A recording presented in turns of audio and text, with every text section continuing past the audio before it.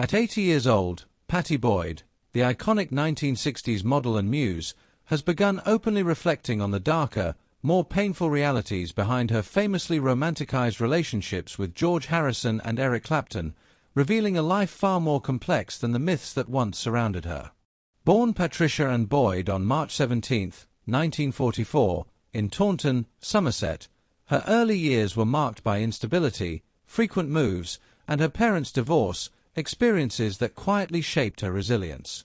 After convent schooling and a leap of independence to London in the early 1960s, a chance encounter while working as a shampoo girl led her into modeling, where she overcame early rejection to become one of the defining faces of the Swinging Sixties, gracing Vogue and Vanity Fair and embodying a look that bridged fashion, music, and youth culture.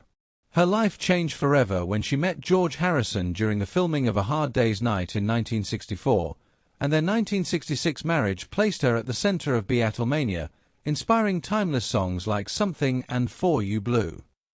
Yet beneath the glamour, their marriage slowly fractured under the weight of Harrison's growing devotion to Eastern spirituality, emotional distance, and repeated infidelities. Most devastatingly, his affair with Maureen Starkey, which left Boyd isolated, insecure, and questioning her own worth after giving up her modeling career at his urging. By the early 1970s, seeking identity and independence, Boyd returned to modeling and turned to photography, a creative outlet that helped her reclaim herself, but the emotional divide proved irreparable and the marriage ended in 1974. Around this time, Eric Clapton, long obsessed with Boyd, entered her life more fully, though his path to her was tangled with addiction, turmoil, and damaging relationships, including with her younger sister Paula, whom Boyd later acknowledged had been deeply hurt by being overshadowed in Clapton's fixation.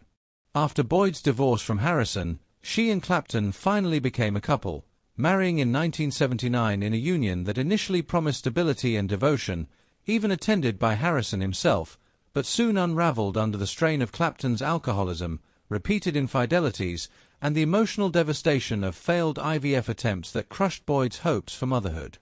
Discovering Clapton had fathered children with other women while she endured fertility treatments was a profound betrayal that echoed the wounds of her first marriage, ultimately leading to their divorce in 1989 and leaving Boyd grappling with the loss of identity she had tied to famous men. Through therapy, photography, and writing, she slowly rebuilt her sense of self, emerging not just as a muse, but as an artist and cultural figure in her own right.